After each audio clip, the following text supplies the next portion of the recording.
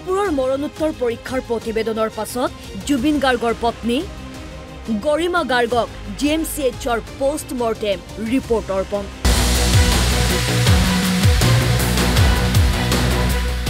শনিবাৰে পুৱাৰ ভাগতে জুবিন গাৰ্গৰ মৃত্যুৰ তদন্তৰ বাবে গঠিত SITৰ মুৰব্বী মৰমী দাসৰ নেতৃত্বত এটা দল উপস্থিত হয় জুবিন গাৰ্গৰ কাহিলীপাৰাৰ গৃহত। সিংগাপুৰৰ মৰণোত্তৰ পৰীক্ষাৰ প্ৰতিবেদন 2 অক্টোবৰত লাভ কৰিছিল গৰিমা গাৰ্গে। 19 ছেপ্টেম্বৰত সিংগাপুৰত ৰহস্যজনকভাৱে মৃত্যু সাৱটি লোৱা প্ৰাণৰ শিল্পী জুবিন গাৰ্গৰ মৃত্যুত ৰাজ্যজুৰিৰ সৃষ্টি হয় আৱেগিক পৰিস্থিতি। মৰমৰ শিল্পীগৰাকীক অকালতে হেৰুৱাই শোকস্তব্ধ হৈ পৰা অসমবাসীয়ে সিংগাপুৰৰ পোষ্টমৰ্টেমৰ বাদেও দাবী কৰিছিল অসমতো মৰণোত্তৰ পৰীক্ষা কৰা হওক। ৰাজ্যৰ দল সংগঠন তথা সাধাৰণ জনতাৰ এই দাবীৰ পাছতেই মুখ্যমন্ত্ৰী ডক্টৰ হিমন্ত বিশ্ব শৰ্মাৰ নিৰ্দেশত বিশেষজ্ঞ চিকিৎসকৰ দ্বাৰা গুৱাহাটী মেডিকেল কলেজ হাস্পতালত সম্পন্ন হৈছিল সংগীত সূৰ্য জুবিন গাৰ্গৰ মৰণোত্তৰ পৰীক্ষা। অৱশেষত শনিবাৰে SITৰ দলে আনুষ্ঠানিকভাৱে GMCHৰ ৰিপৰ্ট জুবিন গাৰ্গৰ পত্নীৰ হাতত তুলি দিয়ে।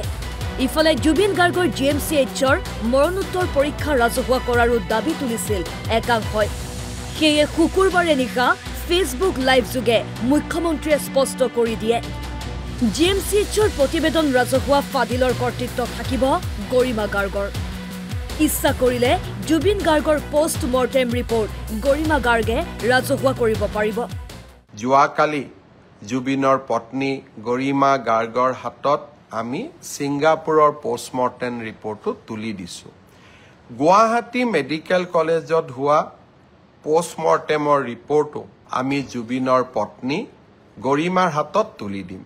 পোষ্টমৰ্টেম ৰিপৰ্টটো গুৱাহাটীৰ পোষ্টমৰ্টেম ৰিপৰ্ট ৰাজহুৱা কৰিব নকৰিব সেই সিদ্ধান্ত আমি গৰিমাৰ ওপৰত এৰি দিম। আমি গৰিমাৰ ওচৰত বা গৰিমাৰ হাতত আমি পোষ্টমৰ্টেম ৰিপৰ্ট গতাই দিম আৰু আমি আদালতকো এই পোষ্টমৰ্টেম ৰিপৰ্ট আমি গতাই দিম।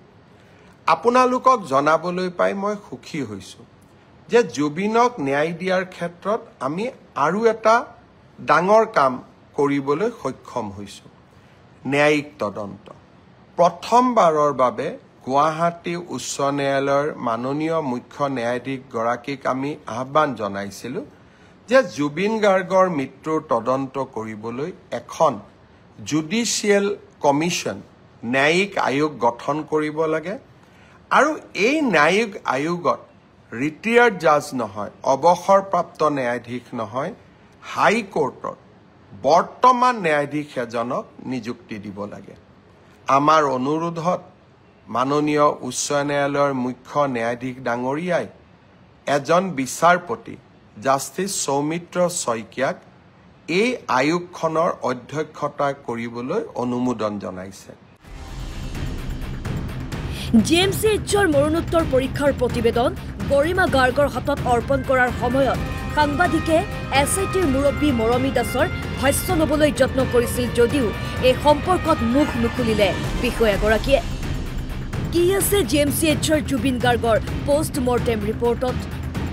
সিংগাপুৰৰ অটপচিৰে মিল আছেনে GMCHৰ পোষ্টমৰ্টেম ৰিপৰ্ট?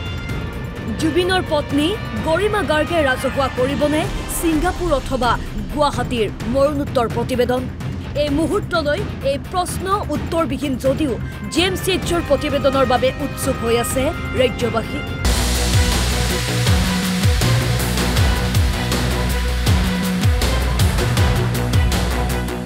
ভিডিঅ' জাৰ্নেলিষ্ট অজয়ৰ সৈতে দীপংকৰ মেধিৰ ৰিপৰ্ট, অসম লাইভ 24।